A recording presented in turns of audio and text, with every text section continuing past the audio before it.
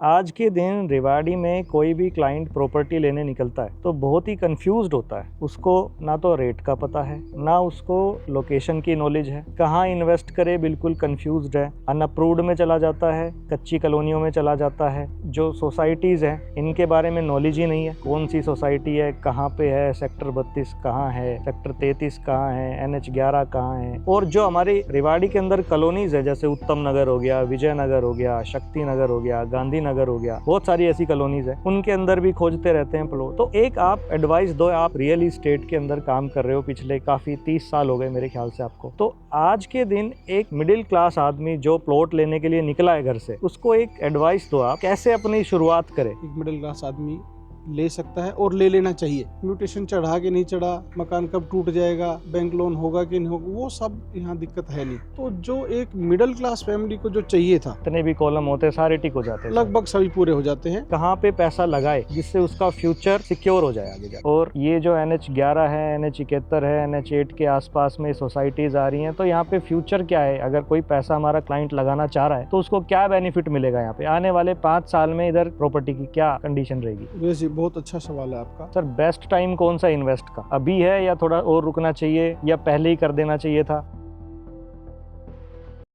आज मैं कोई मकान या प्लॉट बेचने नहीं आया हूँ, आज मैं आपको देने आया हूँ एक रियल एडवाइस। और ये वीडियो इतनी स्पेशल है कि आपके सारे डाउट क्लियर हो जाएंगे। रेवाड़ी में कहाँ पे आपको इन्वेस्ट करना है, कहाँ पे प्रॉपर्टी लें, कहाँ पे ना लें, न्यू रेवाड़ी कहाँ है, क्या उसका विजन है। और ये सारी बातें मैं नहीं बताऊंगा, रेवाड़ी का जो सर्वप्रथम सोसाइटी गेटेड सोसाइटी लेके आए थे केशव कुंज, उनके ओनर आज हमारे साथ हैं। और ये पूरा पॉडकास्ट आप अंत तक देखना। अगर आप रेवाड़ी में प्रॉपर्टी लेने का सोच रहे हो या प्लान कर रहे हो या 1-2 साल में करने वाले हो, तो ये वीडियो आपके लिए बहुत जरूरी है। इस वीडियो को अंत तक देखोगे, आपके सारे बेसिक्स क्लियर हो जाएंगे, इसके बाद आपको कोई दिक्कत नहीं आएगी। नमस्कार दोस्तों, मेरा नाम है देवेश यादव, आप देख रहे हो रेवाड़ी प्रॉपर्टीज। और आज मैं बैठा हूँ रेवाड़ी की एक बहुत ही शानदार गेटेड सोसाइटी में, जिनके ओनर हैं उदयभान राव। और आज ये आपको बताएंगे कि इन्होंने ये दीनदयाल सोसाइटी लाने के पीछे इनका क्या विजन था और यहाँ पे ये जगह क्यों खास है यहाँ के लोगों के लिए।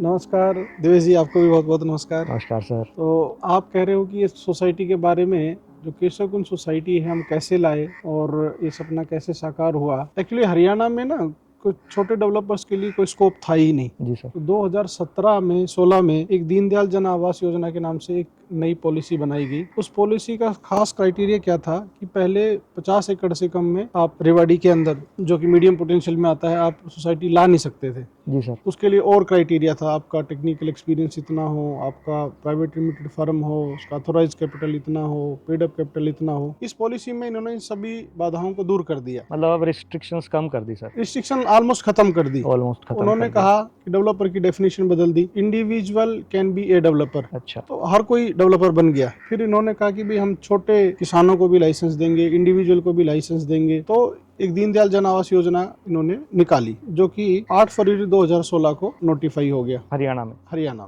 जी सर। इससे पहले कोई छोटी पॉलिसी पे 5 एकड़ 10 एकड़ में कोई टाउनशिप आती ही नहीं थी, मिनिमम 50 एकड़ चाहिए होती थी। जी सर। तो हमारी तमन्ना तो 2007 से ही थी। अच्छा। कि हम डेवलपर बनना चाहते थे। तो एक गुड़गांव के डेवलपर थे, उनके साथ कोलैबोरेशन भी किया। वो 2007 के बाद 8-9 में उन्होंने ट्राई किया, लेकिन वो कामयाब नहीं हो पाए। तो 2017 में आई तो हमने कहा कि चलो खुद करके देख लेते। तो हमने अप्लाई किया गवर्नमेंट को, और गवर्नमेंट ने बड़े शॉर्ट टाइम में, और सबसे पहला, मैं बड़े खुशी से कहता हूँ कि हरियाणा का सबसे पहला LOI, जो कि 4 नवंबर 2016 को हमारा LOI हो गया था, जो कि पहला LOI था। उस दिन 2 LOI इशू हुए थे, इसमें एक हमारा था, एक बहादुरगढ़ का था। अरे वाह। तो उसके बाद उनके नॉर्म्स के हिसाब से हमने तो आज जिस केशव कुंज में हम बैठे हैं, ये हरियाणा की सबसे पहला लाइसेंस दीनदयाल का यही है सर? पहला LOI। हाँ, क्योंकि LOI एक प्रक्रिया है, पहले LOI होता है, फिर लाइसेंस होता है। अच्छा। तो LOI हमारा हो गया था 4 नवंबर को। ओके। लाइसेंस हुआ है हमारा मार्च 2017 में। सर तो अब आप जो हमारे व्यूवर्स हैं, इनको ये बताओ सर कि दीनदयाल में क्या बेनिफिट है, क्यों यहाँ पे प्रॉपर्टी खरीदें, क्यों यहाँ पे इन्वेस्ट करें, और इनका फ्यूचर क्या होगा आगे आने वाले समय में। देखो देवेश, ये बहुत लंबे समय से डिमांड थी। जिनके पास पैसा है, थोड़ा पैसा है, बहुत बड़ा घर 400 गज, 350 गज, 250 गज का मकान अफोर्ड नहीं कर सकते, लेकिन हाँ 100-150 गज का मकान बड़ा अच्छा से बना सकते हैं। वो उन लोगों की डिमांड क्या थी कि अच्छी जगह रहे, हमारा पड़ोस भी अच्छा हो, सड़कें भी ठीक हो, रहने लायक अच्छी जगह है, थोड़ा खुला स्पेस भी हो, पार्क वगैरह भी हो। तो ये जो दीनदयाल जन आवास योजना है, इसके अंदर ये सारे सपने पूरे होते हैं। इस पॉलिसी में क्या सरकार ने क्या किया कि मिनिमम 9 मीटर के रोड, तो इलीगल कॉलोनियां कटती थी उनमें कोई 16 फुट, कोई 18 फुट, कोई 22 फुट के रोड होते थे। इसमें 9 मीटर लगभग 30 फुट बैठ जाता है। 30 फुट के रोड थे। फिर 10% एरिया कम्युनिटी साइड के लिए था, 4% पार्क के लिए था। तो जो एक मिडिल क्लास फैमिली को जो चाहिए था वो सब इस दीनदयाल में मिल जाता है। जितने भी कॉलम होते हैं सारे टिक हो जाते हैं, लगभग सभी पूरे हो जाते हैं कि उनको स्पेस भी मिल जाता है। फिर गेटेड कम्युनिटी है, सिक्योरिटी भी मिल जाती है। और बड़ी बड़ी टाउनशिप 50 एकड़ 70 एकड़, उसमें बहुत तरह के लोग आ जाते हैं। छोटी टाउनशिप में कम लोग होते हैं, भाईचारा भी बना रहता है जी। तो इस तरह से दीनदयाल में सब जगह पे ठीक ठाक। तो सर दीनदयाल में क्या साइजेस होते हैं? देखो, दीनदयाल में मिनिमम का क्राइटेरिया है नहीं, लेकिन मैक्सिमम पे कैपिंग है 150 स्क्वायर मीटर, यानी कि लगभग 180 गज से बड़ा प्लॉट नहीं हो सकता। नहीं हो सकता। उससे छोटा आप जैसा आपकी लैंड की शेप हो उसके हिसाब से आप 150 गज, 120 गज, 135 गज, 100 गज, 85 गज, आप कोई भी साइज आपकी लैंड के शेप के हिसाब से बिल्डर निकाल सकते। और सर यहाँ पे बेनिफिट्स क्या क्या मिलते हैं? अगर कोई हमारा क्लाइंट है वो दीनदयाल सोसाइटी में प्लॉट खरीदता है तो उसको क्या क्या बेनिफिट मिलेंगे? देखो, सबसे अच्छी बात तो ये है स्ट्रेस फ्री उसको एक लैंड का एक्विजिशन हो जाता है, प्लॉट का एक्विजिशन हो जाता है जी। कल रोड ऊंचा होगा नीचा होगा, पड़ोस ठीक ठाक सा मिल जाता है उनको, क्योंकि लगभग एक ही फाइनेंशियल स्टेटस के लोग वहाँ पे आते हैं। कच्ची कॉलोनियों में बहुत लो क्लास का भी चला जाता है और बहुत अपर क्लास का लोग भी रह जाते हैं। एक जैसे लोग हैं। दूसरा, म्यूटेशन चढ़ा के नहीं चढ़ा, मकान कब टूट जाएगा, बैंक लोन होगा कि नहीं होगा, वो सब यहाँ दिक्कत है नहीं। आपको बैंक लोन भी होगा, आपकी रजिस्ट्री भी होगी, आपको कंस्ट्रक्शन के लिए लोन भी मिलेगा। दूसरा, जो मकान जो बनाते हैं, मकान बनाने के लिए सरकार के अपने हरियाणा बिल्डिंग कोड है, उसके हिसाब से आपने पीछे भी छोड़ना है, थोड़ा आगे भी छोड़ना है, ताकि एयर वेंटिलेशन बना रहे। जी सर। अगर बैक टू बैक मकान की प्लानिंग है, पीछे वाले मकान वाले को भी दिक्कत ना हो, इसलिए मकान बड़ा सुंदर और सिस्टमेटिक तरीके से बन जाता है। सर फ्लोर रजिस्ट्री वगैरह? दीनदयाल में हर जगह कोई भी प्लॉट का साइज हो उसके अंदर फ्लोर की रजिस्ट्री अलाउड है, क्योंकि हुड्डा में पहले ये था कि 180 गज से ऊपर, 180 गज या उससे ऊपर के प्लॉट में रजिस्ट्री अलाउड थी। इसमें आप छोटे प्लॉट, किसी का 85 गज है, 100 गज है, 150 गज है, सब में फ्लोर की रजिस्ट्री अलाउड है। सर गैस पाइपलाइन, शिविर, बिजली, पानी, ये जो बेसिक नेसेसिटीज होती हैं ये सब मिल जाती हैं? बेसिक नेसेसिटी में आती है sewerage, water supply, storm water, road, park जो है, कम्युनिटी साइट कंपलसरी देनी पड़ती है। ये पॉलिसी का पार्ट है कि बना के देना पड़ेगा, अदरवाइज आपको कंप्लीशन सरकार देती नहीं है। ओके। दूसरा, जहाँ तक गैस पाइपलाइन की बात है, गैस पाइपलाइन अगर रेवाड़ी की बात करें तो आईजीएल देता है। तो आईजीएल जिस जिस एरिया को कवर कर रहा है वहाँ तक आईजीएल पहुँच जाता है, तो वहाँ सप्लाई मिल जाती है। हमारे किशनकुंज में जैसे आईजीएल की सप्लाई है। बाकी जिन सोसाइटियों थोड़ी दूर हैं वो धीरे धीरे वहां तक पहुंच जाएंगी। ये डेवलपर का पार्ट नहीं है, ये आईजीएल अपना से देता है। डेवलपर उसमें मेहनत करके उनसे अपना इंस्टॉलेशन करवा लेते। सर आजकल रेवाड़ी में सबसे ज्यादा बूम पे है ये residential societies, sector 32, 33, 34, 120 metre road, और ये जो NH11 है, NH71 है, NH8 के आसपास में सोसाइटीज आ रही हैं। तो यहाँ पे फ्यूचर क्या है? अगर कोई पैसा हमारा क्लाइंट लगाना चाह रहा है तो उसको क्या बेनिफिट मिलेगा यहाँ पे आने वाले 5 साल में? इधर प्रॉपर्टी की क्या कंडीशन रहेगी? वैसे बहुत अच्छा सवाल है आपका कि ये सेक्टर 32, 33, 34 या 120 मीटर के आसपास ही क्या होने वाला है। क्यों यहाँ पे बहुत सारी टाउनशिप आ रही हैं, क्यों यहाँ प्लॉटों के रेट पहले बहुत कम थे, अब धीरे धीरे करके बहुत ज़्यादा बढ़ते जा रहे हैं। दोस्तों रेट पे भी हम आएंगे, बट पहले हम ये वाली चीज़ क्लियर कर लेते हैं, उसके बाद हम रेट पे आएंगे एट द एंड में। जी सर। देखिए, जो रेवाड़ी का अगर मास्टर प्लान देखते हैं तो रेवाड़ी के ईस्ट में हमारा दिल्ली जयपुर हाईवे, जिसको NH8 बोलते हैं, वो 48 हो गया है। नॉर्थ में NH71 जो है 352 हो गया है, ये है। और पश्चिम में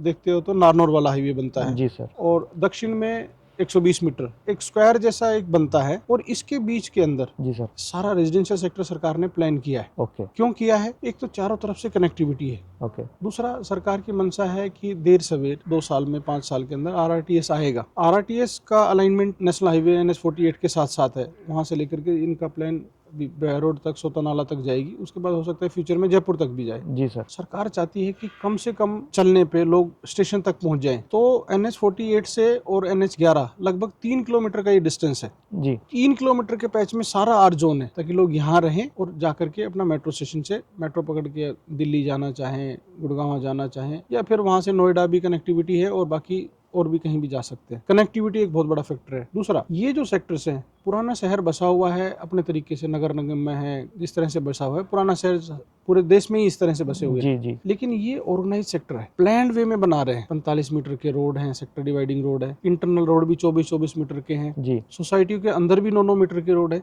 जी। तो ये अगर हम उदाहरण ले गुड़गांव का, जैसे ओल्ड गुड़गांवा और न्यू गुड़गांवा, तो ये न्यू रेवाड़ी बस रहा है। अच्छा अच्छा। इसमें कनेक्टिविटी बहुत अच्छी रहेगी, प्लान्ड वे में रहेंगे लोग भी, अच्छे अच्छे लोग यहाँ पे आराम से अपना मकान बना रहे हैं। सर बेस्ट टाइम कौन सा इन्वेस्ट का, अभी है या थोड़ा और रुकना चाहिए या पहले ही कर देना चाहिए था? देखो, वो लोग लक्की हैं जिन्होंने पहले कर लिया। जो 2017-18 में जो हमारे यहाँ पे केशवकुंज में जिन्होंने ले लिया जी 20,000 में, 25,000 में, 28,000 में, 30,000 में, वो टाइम तो अब तो निकल गया क्योंकि उस टाइम जमीन ही बहुत सस्ती थी यहाँ पे जी 1 करोड़ में 1 एकड़ मिल जाता था। अब जमीनों के रेट लगभग 7 से 8 गुना बढ़ गए। प्लॉटेड एरिया लगभग 50 से 60% के बीच में निकलता है, जी तो सर। 2400, किसी टाउनशिप में 2600 की जमीन निकलती है। तो लैंडिंग कॉस्ट डेवलपर को अब बढ़ गई है, इसलिए प्लॉट के रेट भी यहाँ पे दीनदयाल में बढ़ गए। तो सर ऑन एन एवरेज अगर कोई एक मिडिल क्लास आदमी प्लॉट लेना चाहे यहाँ पे, तो उसका कितना बजट होना चाहिए? देखो, दीनदयाल में आज के दिन अफोर्डेबल है, एक मिडिल क्लास आदमी ले सकता है और ले लेना चाहिए, क्योंकि आगे वाला समय हमने देखा है 2018 से लेकर के अब 25 की जो बात करें तो लगभग जो प्लॉटों के रेट 3 से 4 गुना बढ़ गए। अभी जब RRTS की हम बात कर रहे हैं, RRTS जिस दिन कैबिनेट से पास हो गया उस दिन रेट से तो लगता है और बढ़ जाएंगे। तो अभी बेस्ट टाइम है, अफोर्ड भी कर सकता है। अगर 100 गज का प्लॉट माने तो उनका बजट लगभग 45 से 55 के बीच में अगर है तो दीनदयाल में आ सकता, वो प्लॉट ले सकते हैं। बैंक सपोर्ट मिल जाएगा, बैंक का फाइनेंस भी मिल जाएगा। बैंकों के अपने अलग अलग प्रोडक्ट हैं, कुछ बैंक प्लॉट परचेज करने के लिए देते हैं, कुछ प्लॉट प्लस कंस्ट्रक्शन दोनों के लिए देते हैं। तो हर तरह की सुविधाएं मिल जाती है आज के दिन, और बेस्ट टाइम है अभी खरीदने का। मतलब इससे बढ़िया गोल्डन टाइम कभी नहीं आएगा, रेवाड़ी का नहीं रहेगा। तो ये बेस्ट टाइम है आज के दिन अगर आप इन्वेस्ट करना चाह रहे हो रेवाड़ी प्रॉपर्टी में। तो आप सेक्टर 32, 33, 34 ये जो पैच है, यहाँ पे जितनी भी सोसाइटीज आ रही है आप कोई भी कंसिडर कर सकते हो। हमारे पास भी 2 सोसाइटीज है, आप उनको भी प्रीफर कर सकते हो। हाँ, हम एक दूसरा ग्रीन सिटी 32 के नाम से एक लेके आए हैं, सेक्टर 32 में ही है जी सर। वो 8 एकड़ में है, लगभग 170 प्लॉट है। ओके। और केशवकुंज हमारी 5.5 एकड़ में है, इसमें लगभग 100 प्लॉट है। 100 प्लॉट है। सर एक हमारे जो व्यूअर्स होते हैं उनका एक ये उनके दिमाग में एक डाउट है या कह लो कंफ्यूज्ड है कि यहाँ से शहर की कनेक्टिविटी बहुत दूर है, यहाँ से रेलवे स्टेशन बहुत दूर है, बस स्टैंड बहुत दूर है, मार्केट नहीं है, तो उनको विजन दिखाई नहीं देता। यहाँ से ये विजन आपको दिखाना है तो उनका कैसे मार्गदर्शन करोगे आप? ये व्यूअर्स की बात सही है कि मार्केट दूर है, बस अड्डा भी दूर लगता है, स्टेशन भी दूर लगता है, लेकिन दिवेश मैं एक बात बता रहा हूँ, जो लोग दीनदयाल में प्लॉट लेते हैं सबके पास अपना व्हीकल है, स्कूटी है, 2 व्हीलर है या 4 व्हीलर है। और 4 व्हीलर पे बैठने के बाद आपको शहर में अगर बस अड्डे की बात करें, इन तीनों चारों सेक्टरों की मैं बात कर रहा हूँ जी, यहाँ से बस अड्डा पहुंचना है तो 7 मिनट, 8 मिनट, 10 मिनट, स्टेशन पहुंचना है तो और 5 मिनट फालतू लगा लो, मार्केट पहुंचना है 7-10 मिनट, इनके 10 मिनट के अंदर आप अपने व्हीकल से आप कहीं भी पहुंच सकते हो। दूसरा, पब्लिक ट्रांसपोर्ट पे बैठने वाले लोग बहुत कम रह गए अब, कि टेम्पो आएगा तो हम जाएंगे, और टेम्पो आएगा तो जाएंगे, तो उनकी अफोर्डेबिलिटी मुझे नहीं लगता कि वो दीनदयाल में प्लॉट अफोर्ड कर पाएंगे, क्योंकि बजट लगभग 50 लाख के आसपास का, 100 गज का भी अगर प्लॉट लेते हैं तो 50 लाख चाहिए। दूसरा रहा कि बहुत दूरी नहीं है। मैं दूरी का एग्जाम्पल आपको बताता हूँ, अगर हम गुड़गांव का एग्जाम्पल लें सबसे अच्छा, गुड़गांव में एक सेक्टर से दूसरे सेक्टर में पहुंचने के लिए, एक सेक्टर में बच्चा रहता है, मान लो सेक्टर 10 में कोई रहता है बच्चा, और उसका स्कूल है सेक्टर 47 में, 46 में, 45 में, बस से जाता है, उसको पहुंचने में 45 मिनट लगते हैं। 45 मिनट लगते हैं सर। और आप अपने व्हीकल से भी जाओगे तो भी आपको 20 से 25 मिनट से पहले आप किसी भी डेस्टिनेशन पे नहीं पहुंच सकते। हम 10 मिनट की बात कर रहे हैं, सेक्टर 32 से 10 मिनट में बस अड्डा पहुंच जाओगे, 15 मिनट में आप रेलवे स्टेशन पहुंच जाओगे, 10 मिनट में आप मार्केट में भी पहुंच जाओगे। और ये परेशानी केवल 5 साल की है, केवल 5 साल। 5 साल के बाद क्या हो गया, 120 मीटर जो हमारा बन रहा है, इसके लेफ्ट और राइट साइड में, दोनों साइड में कमर्शियल सेक्टर है, कमर्शियल सेक्टर है, पूरी मार्केट बनेगी। रेवाड़ी के लोगों को भी 120 मीटर के ऊपर आना होगा कुछ खरीदने के लिए, व्हीकल्स खरीदने के लिए, या ब्रास मार्केट जैसी कुछ मार्केट यहाँ बन जाएंगी, ऑटो मार्केट बन जाएगी, मॉल बन जाएंगे, कुछ एसईओज बन जाएंगे। अभी है परेशानी देखने में, लेकिन आने वाले में सारे डेस्टिनेशन यहीं मतलब आप कहना चाह रहे हो कि जो अभी एग्जिस्टिंग मार्केट है वो उठ के 120 मीटर पे आएगी आने वाले टाइम में, नई मार्केट डेवलप होगी। हाँ, धीरे धीरे लोग बढ़ेंगे तो सर दुकानें भी बढ़ेंगी। हाँ, जो मार्केट है वो लोग फीकी पड़ जाएगी और एक नई मार्केट यहाँ पे नया शहर बस जाएगा। और सरकार का भी रहता है कि जहाँ रेजिडेंशियल सेक्टर्स होते हैं वहाँ पे कमर्शियल देते ही हैं,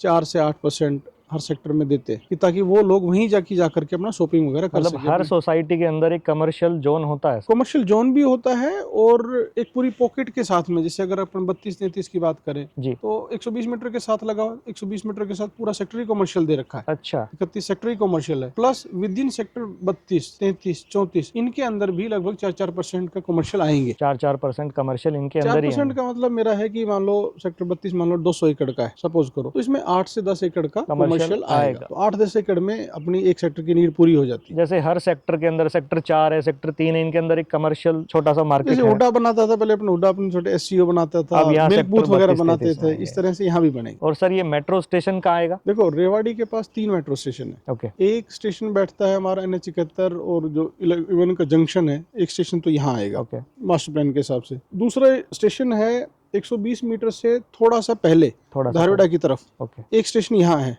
और तीसरा स्टेशन है हमारा मणिपुर चौक पे। मणिपुर चौक। तो ये 3 स्टेशन है जो कि इन सभी रेजिडेंशियल सेक्टर से केवल 1.5 से 2 किलोमीटर की डिस्टेंस पे है, सभी सेक्टर से। सर एक क्वेश्चन था हमारे क्लाइंट्स का। आज के दिन रेवाड़ी में कोई भी क्लाइंट प्रॉपर्टी लेने निकलता है तो बहुत ही कंफ्यूज्ड होता है। उसको ना तो रेट का पता है, ना उसको लोकेशन की नॉलेज है, कहाँ इन्वेस्ट करे बिल्कुल कंफ्यूज्ड है, अनअप्रूव्ड में चला जाता है, कच्ची कॉलोनियों में चला जाता है। जो सोसाइटीज हैं इनके बारे में नॉलेज ही नहीं है, कौन सी सोसाइटी है, कहाँ पे है, सेक्टर 32 कहाँ है, सेक्टर 33 कहाँ है, NH11 कहाँ है। जो देखता है चकाचौंध गढ़ी बोलनी रोड है तो गढ़ी बोलनी रोड की तरफ। और जो हमारे रेवाड़ी के अंदर कॉलोनीज है, जैसे उत्तम नगर हो गया, विजय नगर हो गया, शक्ति नगर हो गया, गांधी नगर हो गया, बहुत सारी ऐसी कॉलोनीज है, उनके अंदर भी खोजते रहते हैं प्लॉट। एक आप एडवाइस दो, आप रियल इस्टेट के अंदर काम कर रहे हो पिछले काफी 30 साल हो गए मेरे ख्याल से आपको ऑलमोस्ट। तो आज के दिन एक मिडिल क्लास आदमी जो प्लॉट लेने के लिए निकला है घर से, उसको एक एडवाइस दो आप कि वो कैसे अपनी शुरुआत करे,